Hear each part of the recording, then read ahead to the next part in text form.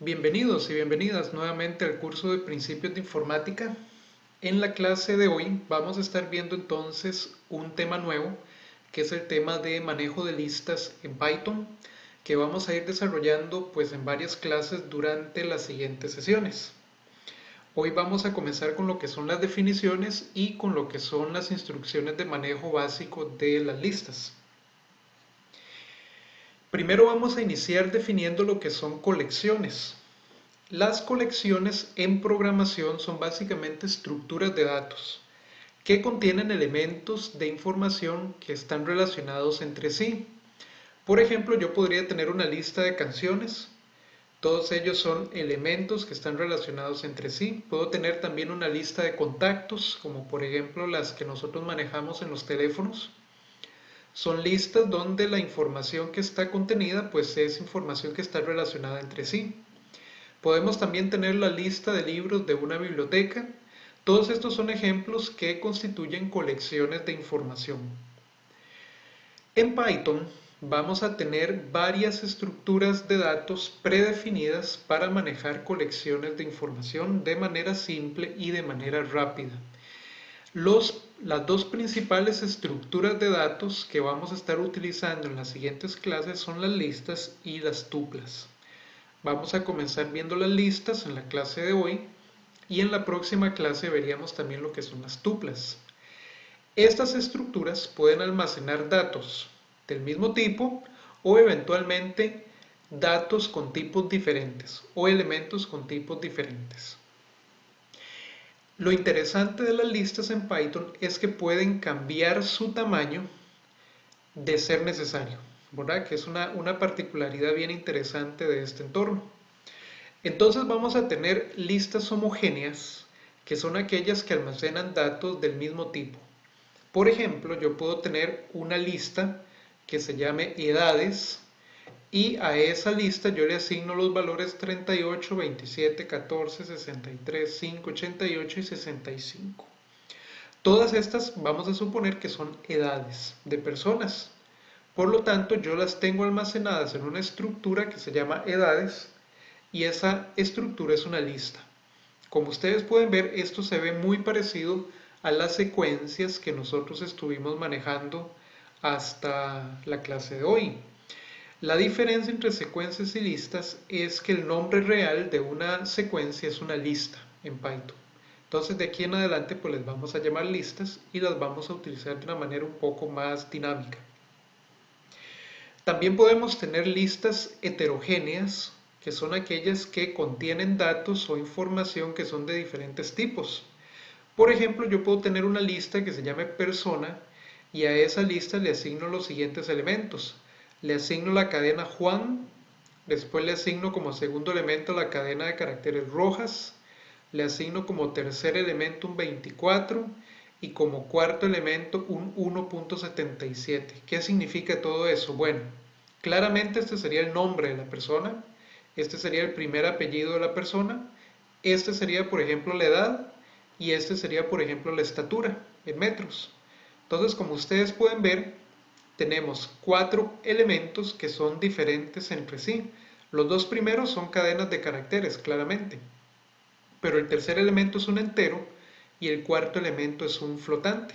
Sin embargo, estos cuatro elementos están juntos en una lista a la que nosotros le hemos llamado persona y esa es entonces una lista heterogénea. Ahora, para nosotros poder manipular las listas, vamos a tener primero que crearlas. Entonces, las listas, como vimos hace un momento, se crean igual que las secuencias. Y una vez que la lista ha sido creada, cada elemento de la lista puede ser referenciado mediante su nombre o el nombre de la lista, seguido del índice del elemento, o sea, la posición que ocupa el elemento en la lista, entre paréntesis cuadrados. El índice del elemento es su posición dentro de la lista. Y en algunas ocasiones se le llama operador de suscripción y por eso se coloca entre paréntesis cuadrados. Entonces veamos este ejemplo donde tenemos la lista que acabamos de definir que se llamaba edades, donde tenemos la edad de varias personas y si nosotros organizamos esa lista asignándole un espacio a cada elemento dentro de la estructura, vamos a obtener algo que se ve como esta tabla. Entonces, cada uno de estos elementos ocupa un espacio o una posición dentro de la lista. Tenemos un primer elemento, que en este caso es el 38, y vamos a tener un último elemento, que es en este caso el 65. Cada elemento está en una posición. En una lista, la posición inicial o la primera posición es la posición 0, o sea, la posición que tiene índice 0. La siguiente va a ser la posición que tiene índice 1, y así sucesivamente hasta que llegamos a la última posición, que en este caso tiene un índice 6. Entonces, vean que cada posición o cada elemento está en una posición de la lista caracterizada por un índice, ¿verdad? Desde 0 hasta 6, como en este caso. De tal forma que entonces cada espacio en la lista va a contener un elemento y va a tener un identificador propio. De tal forma que, por ejemplo, este 38 yo lo puedo identificar como edades entre paréntesis 0. El 27 va a ser edades entre paréntesis un 1. El 14, edades entre paréntesis un 2, y así sucesivamente hasta que el último elemento yo lo puedo identificar como edades entre paréntesis 6. Edades es obviamente el nombre de la lista, y lo que estoy declarando yo entre paréntesis cuadrados es el índice, o sea, la posición en la que está cada uno de estos elementos. Entonces, de esta manera nosotros podemos tener listas de elementos o secuencias de elementos, y la ventaja es que nosotros podemos tener acceso a cada uno de esos elementos mediante el nombre de la lista y el índice que caracteriza a la posición donde ese elemento se encuentra dentro de la lista. ¿Ok? Entonces, veamos lo siguiente. Nosotros podemos tener acceso a los elementos de una lista, como acabamos de ver. El primer elemento de la lista siempre va a tener asignado el índice 0.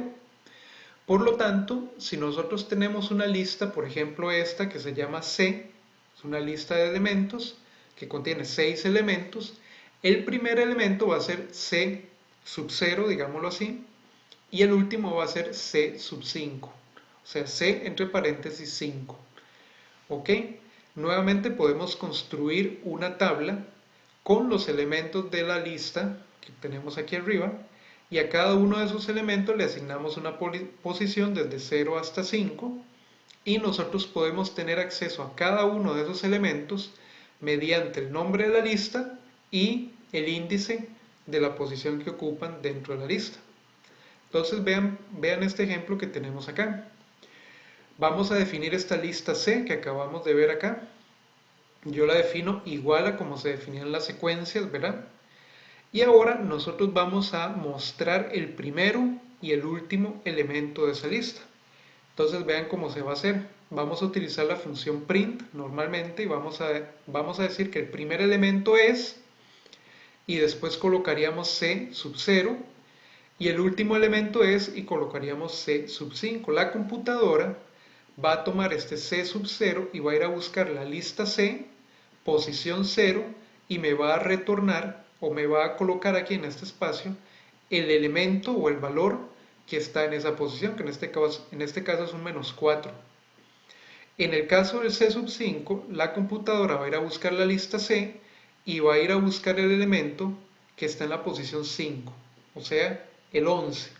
Y entonces el dato que estaría mostrando acá sería un 11. De tal manera que cuando ejecutamos estas líneas de código, veríamos el mensaje en pantalla: el primer elemento es -4 y el último es 11.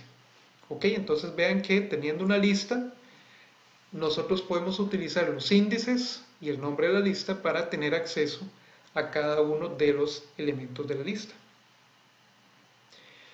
Ahora, al igual que las secuencias, las listas van a estar caracterizadas por una cierta longitud, y esa longitud es el número de elementos que ésta contiene, ¿verdad? El número de elementos que hay en la lista. Nosotros, para poder encontrar o para poder averiguar la longitud de una lista, podemos utilizar la secuencia len. igual que hicimos con las secuencias.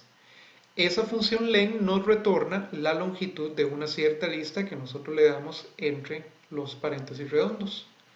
Entonces, si nosotros tuviéramos la misma lista C que vimos hace un momento, yo podría encontrar la longitud de esa lista utilizando la función len de C. La longitud de la lista, o sea, el número de elementos, se va a retornar y va a quedar entonces en esa variable L mayúscula que yo estoy creando por acá. De tal manera que cuando nosotros mostramos el siguiente mensaje, la lista C posee L elementos y si nosotros ejecutamos este código, nos va a aparecer que la lista C posee 6 elementos. L mayúscula va a tener 6 porque la lista C tiene 6 elementos, por lo tanto su longitud es de 6. Perfecto. Ahora resulta que en Python nosotros también podemos tener acceso a los elementos de una lista del final hacia el inicio, o sea, al revés. Entonces, si nosotros queremos tener acceso a los elementos de la lista al revés, es decir, desde el último hacia el primero, podemos utilizar índices negativos, ¿ok? Entonces vamos a utilizar la misma lista C como ejemplo y vamos a ordenar en la tabla los elementos de la lista como hicimos hace un momento. El menos 4 va a tener posición 0, el 14 posición 1, el 0 posición 2, el 9 posición 3, el menos 10 posición 4 y el 11 va a estar en posición 5. Eso sería colocando los índices positivos como vimos hace un momento. Sin embargo, este 11, que es la última posición, el último elemento de la lista, va a estar caracterizado también como C de menos 1. Es decir, es la posición menos 1 de la lista. O sea, el último elemento. El penúltimo elemento va a estar en posición menos 2. El que le sigue en menos 3, el 0 estaría en posición menos 4, el 14 en menos 5. Y el menos 4, que es el primer elemento de la lista, nosotros lo podríamos referenciar como C de menos 6. Entonces, si nosotros usamos índices negativos, podríamos llevar la cuenta de los elementos de la lista desde el final hacia el inicio, o si utilizamos los índices positivos junto con el 0, podemos tener acceso a esos elementos desde el primero hasta el último. Entonces, yo puedo utilizar el mismo ejemplo en este caso. Puedo definir la lista C y vamos a mostrar ahora el último elemento es, y sería C de menos 1, y el primer elemento sería C de menos 6. Vean que si yo ejecuto este código me aparece el mismo mensaje, el último elemento es 11 y el primer elemento es menos 4. O sea, son los mismos elementos pero en orden diferente y en este caso estamos utilizando índices negativos para tener acceso a esos elementos. Entonces, ambas versiones o ambas formas de hacer referencia a los elementos de la lista son posibles en Python. Ahora, cuando nosotros hablamos de los índices de una lista, estamos hablando siempre de números enteros.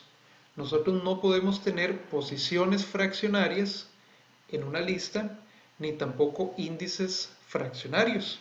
Los índices siempre van a ser entonces números enteros. O eventualmente nosotros también podemos asignar como índices los resultados de alguna operación aritmética que nos dé también un valor entero. Eso también es posible. Si nosotros intentamos utilizar un índice que no es entero en alguna instrucción, ustedes van a ver que se va a generar un error en Python que es de tipo type error. Eso sería porque estamos utilizando un índice cuyo tipo no es el esperado, que es entero. ¿Ok? Entonces, otra forma en la que yo puedo manipular los índices es utilizando operaciones aritméticas, como vamos a ver en este ejemplo. Vean que yo puedo definir la lista C y puedo crear dos variables enteras, una variable A y una variable B. A tiene un 1 y B tiene un 3. Entonces, si yo quiero mostrar un elemento de esa lista, yo puedo eventualmente utilizar la siguiente instrucción. Yo puedo decir que el elemento seleccionado es y mostraría C de A más B. Es decir, la computadora va a ir a buscar los valores de A y de B como variables, va a resolver la suma de esos valores y el resultado, que es un entero, va a representar el índice para el valor que yo quiero mostrar en este caso. Entonces, donde yo ejecuto este código, la computadora se va a dar cuenta que A más B es 1 más 3, o sea 4. Por lo tanto, el valor que yo quiero mostrar en este punto es C de 4. Y en la lista, en la posición 4, nosotros tenemos un menos 10. Recuerden que esta es la posición 0, posición 1, posición 2, posición 3, posición 4. Entonces, el menos 10 es el que se va a mostrar aquí junto con el resto del mensaje que yo puse en la instrucción print. Entonces, ese tipo de arreglos de manejo de operaciones aritméticas dentro de los índices de una lista es totalmente factible y posible. Ahora, los elementos de una lista pueden ser modificados dentro del programa, ¿verdad? Entonces yo puedo crear una lista y eventualmente puedo modificar los valores de los elementos que están dentro de ella. Eso puede ocurrir entonces en cualquier momento desde el programa principal o puede ocurrir también dentro de alguna función. Entonces vean el siguiente ejemplo. Yo voy a definir una lista de valores enteros a la cual le voy a llamar lista, ¿ok? Y contiene estos elementos que están acá, contiene 5 elementos. Entonces yo primero voy a mostrar los valores originales de la lista. Entonces le digo print, la lista original es, y muestro lista. Y a continuación yo voy a modificar uno de los valores de la lista. Entonces para modificarlo utilizo el operador de asignación, ¿verdad? Normal. Y voy a decir que lista en posición 4 va a tomar un valor de 17. Es decir, la posición 4 de la lista va a dejar de tener el valor que tenía antes y ahora va a tener un 17. Y en la siguiente instrucción lo que voy a hacer es mostrar la nueva lista modificada. Entonces utilizo print y la lista modificada es y muestro la nueva lista. Donde yo ejecuto este código, voy a ver primero que la lista original es, me aparece la lista original tal y como yo la definí. Vean que el último valor es un 1543. Y cuando muestro la lista modificada me aparece un 17 en la última posición, que era la posición 4, ¿verdad? Esta es la posición 0, 1, 2, 3, 4. Por lo tanto, este 1543 va a ser reemplazado con un 17 en esa posición. Entonces vean que ahora me aparece un 17. Y únicamente se modifica ese valor, ¿verdad? Únicamente se modifica el valor en la posición 4 de la lista. Entonces, esa es la forma en la que uno normalmente modifica o altera los valores de una lista ya definida. Ahora, ¿qué pasa si yo tengo una lista e intento tener acceso a un valor que no existe dentro de esa lista? Entonces, en ese caso, tendría un intento de acceso a elementos no existentes. Entonces, recuerden que la lista, aunque puede crecer, puede aumentar o disminuir su tamaño dependiendo de lo que nosotros queramos, en todo momento la lista va a tener un número definido de elementos, un número finito. Y cualquier intento de acceso a elementos que no existen dentro de esa lista va a generarnos un error de tipo index error. ¿Ok? Entonces vean este ejemplo. Yo voy a crear una lista de 4 elementos acá, que tiene el 20, el 33, el 7 y el 90. 4 elementos nada más, el 20 está en posición 0 y el 90 estaría en posición 3. Ahora voy a intentar copiar uno de estos elementos a una variable, pero entonces yo creo la variable A y le asigno lista de 20. Y después voy a intentar mostrar ese valor en pantalla mediante una instrucción print de A. En el momento en el que yo intento ejecutar este código, me va a aparecer este error, que es un index error, y me va a mostrar la línea en la que yo tengo el error, que es esta línea de acá, y me va a decir que el índice que yo estoy usando en esa lista está fuera de rango. O sea, la lista, que se llama lista en ese caso, no tiene una posición 20. Por lo tanto, no existe ningún elemento en la posición 20 y por eso me da un error. De tal forma que cuando yo utilizo índices para tener acceso a los elementos de una lista, tengo que estar seguro que esos índices existen y que los elementos existen también en la lista en esas posiciones, para que no me aparezca este error. ¿Ok? Entonces, lista solo tiene 4 elementos, por lo tanto, lista de 20 hace referencia a un elemento de la lista que no existe. Y por eso me aparece entonces el index error. ¿Ok? Ahora, yo puedo utilizar también los elementos de una lista dentro de otras expresiones, que pueden ser de asignación o pueden ser de cálculos matemáticos. Entonces, volvamos al ejemplo de la misma lista que estábamos viendo hace un momento. Yo puedo crear una variable a y asignarle la suma de lista de 0 más lista de 1. Es decir, lista de 0 sería el valor que está en la posición 0 de la lista, que es un 20, y lista de 1 es el elemento que está en la posición 1 de la lista, o sea, un 33. De tal forma que cuando yo muestro este mensaje, la suma de los elementos 0 y 1 de lista es, y muestro el valor de A, ustedes verán que aparece el valor de 53, que es la suma de 20 más 33. Entonces yo puedo utilizar los elementos individuales de una lista dentro de otras operaciones aritméticas. Eso es posible en Python, no hay ningún problema. Eso sí, cuando se utilizan los elementos de una lista en otras expresiones, hay que estar seguros nuevamente de que esos elementos realmente existen. Es decir, que existen esas posiciones, que esos índices son válidos y que por lo tanto hay elementos en esas posiciones. En Python también es posible crear listas vacías, es decir, listas que no poseen elementos asignados a ellas. Las listas vacías resultan a veces muy útiles cuando nosotros queremos inicializar una lista que luego, más adelante en el programa, va a ser modificada y eventualmente nosotros le vamos a agregar más elementos. Sin embargo, para crear una lista vacía, nosotros lo que hacemos es crear la lista y asignarle con paréntesis cuadrados ningún elemento en el medio. Por lo tanto, de esta forma nosotros creamos una lista vacía.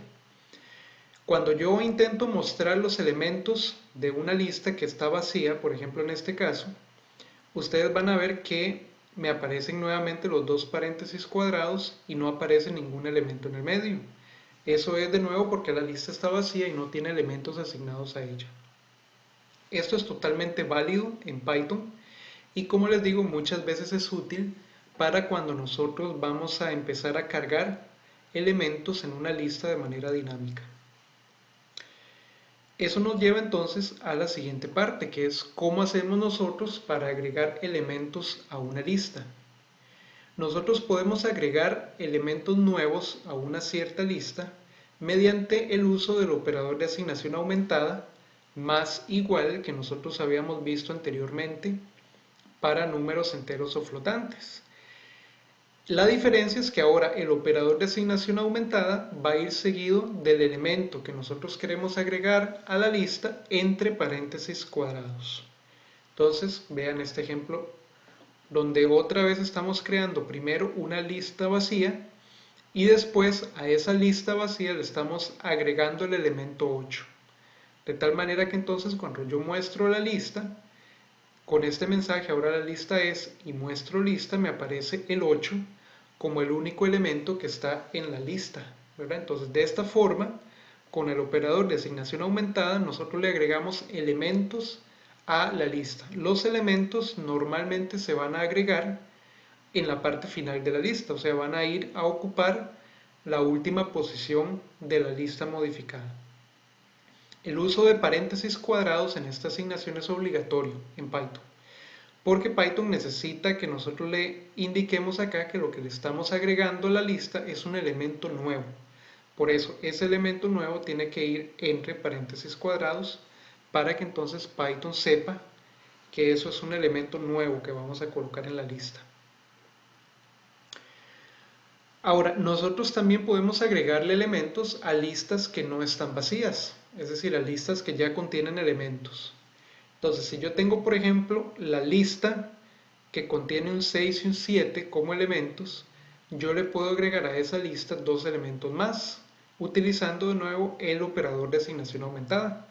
Entonces, lista más igual 8 y 9 quiere decir que le vamos a agregar los elementos 8 y el elemento 9 a la lista original. De tal manera que cuando yo la muestro en pantalla, me aparecen los dos valores originales que tenía la lista, más los dos valores nuevos que nosotros le estamos agregando con esta instrucción. Entonces, eso también es posible en Python.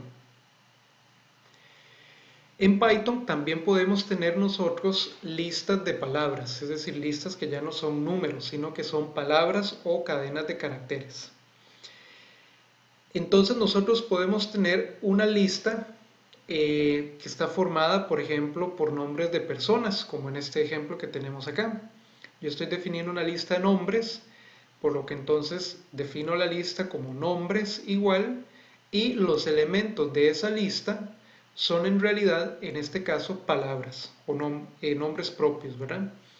Que yo los defino de nuevo entre comilla simple, entre comilla doble, para indicarle a Python que cada elemento de esta lista va a ser una cadena de caracteres. Entonces, cuando yo muestro, por ejemplo, el primer elemento de la lista de nombres es, y utilizo nombres de 0, la computadora va a ir a buscar el elemento que está en la posición 0 de la lista nombres y se da cuenta que lo que está en esa posición es una palabra, es la palabra Juan, es el nombre Juan. De tal manera que cuando se despliega en pantalla el mensaje, me aparece el nombre Juan. Entonces, en este caso, nombre sub 0 hace referencia a la palabra completa. ¿Ok? Y esta palabra completa va a ser entonces el elemento que está en la posición 0 de la lista de nombres. Luis estaría en posición 1 y Pablo estaría en posición 2. Entonces, muy importante cuando yo estoy utilizando nombres, cada elemento de la lista es en este caso un nombre y puede ser manipulado de manera individual, de la misma forma en la que hemos estado haciendo con las listas numéricas. También a una lista que está formada por palabras nosotros le podemos agregar elementos nuevos, de la misma forma en la que hicimos con las listas numéricas. Utilizamos entonces también el operador de asignación aumentada, el más igual. Entonces, si yo tengo mi lista de nombres y le agrego el elemento marco, entonces ese elemento o esta palabra va a ir a colocarse en la posición 3, ¿verdad?, de la lista de nombres, de tal manera que cuando yo la muestro de nuevo en pantalla, mediante este mensaje, yo veo ahora los 4 nombres formando parte de la lista nombres. ¿Ok? En este caso, cada elemento es una cadena de caracteres, de tal manera que cuando yo le voy a agregar el elemento nuevo a la lista, yo tengo que definir ese elemento nuevo como una cadena de caracteres, por lo que tengo que usar entonces la doble comilla o la comilla simple. La idea es que ustedes le digan a la computadora que ese elemento que van a agregar es también una cadena de caracteres. Perfecto. Las listas en Python pueden ser también comparadas utilizando los operadores de comparación que ya nosotros hemos visto y que hemos utilizado en cantidades numéricas normalmente. Entonces, ¿cómo funcionan las comparaciones entre cadenas de caracteres? Si yo tengo, por ejemplo, estas tres listas, A, B y C, cada una con los siguientes elementos que ustedes ven aquí en pantalla, yo puedo preguntar si A es igual a B, si A es exactamente igual a B. Entonces, A va a ser igual a B si A tiene el mismo número de elementos que B y si los elementos de A son iguales a los elementos de B. Entonces, en este caso, A igual a B me va a dar verdadero porque efectivamente los elementos de A son iguales a los elementos de B y A tiene el mismo número de elementos que B. Entonces la comparación es verdadera. Yo puedo preguntar también si A es igual a C. En este caso voy a obtener una respuesta falsa porque A y B tienen diferentes longitudes. Entonces ya por ahí la comparación me va a dar falso. A tiene 3 elementos, C tiene 4 elementos, por lo tanto A y C no son iguales. Entonces esta operación me retorna un falso. Ok, podemos hacer estas otras comparaciones. Por ejemplo, podemos preguntar si A es menor que C.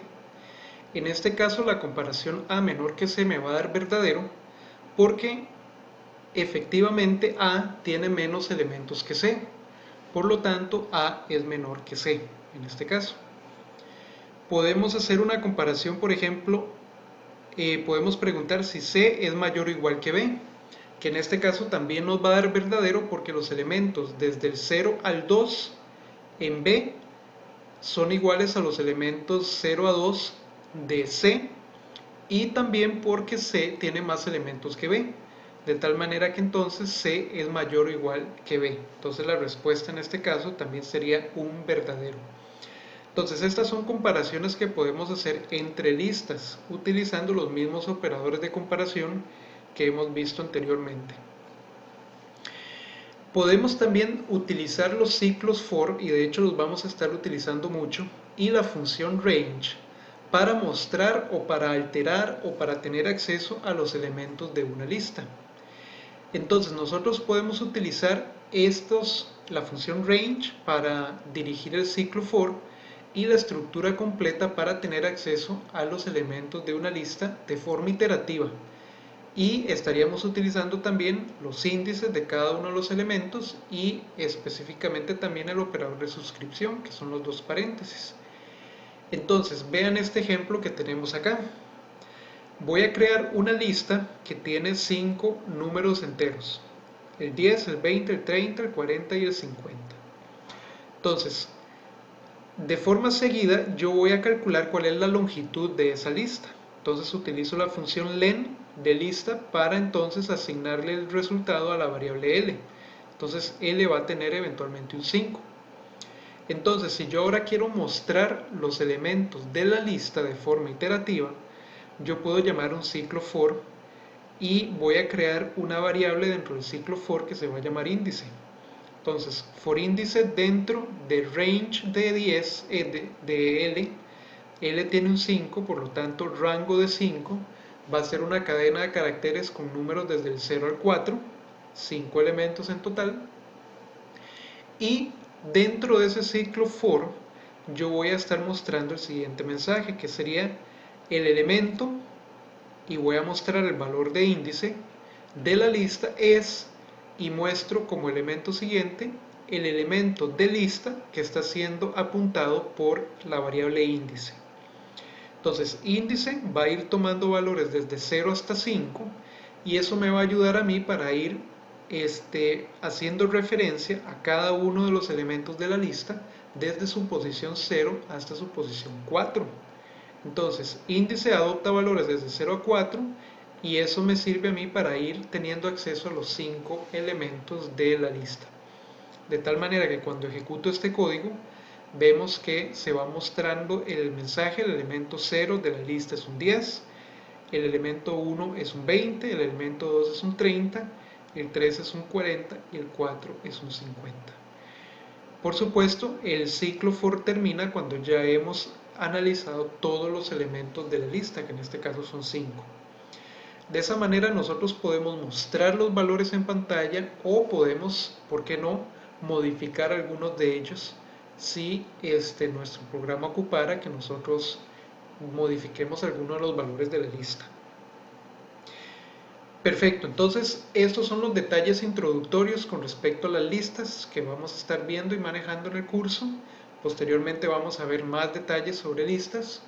Pero ahora lo que vamos a hacer es entonces ir a la parte de práctica en Jupyter Lab para entonces poner en práctica lo que hemos visto hasta el momento con las listas. Entonces vamos a ir a Jupyter Lab a crear un cuaderno de programación nuevo y con eso completaríamos la clase de hoy.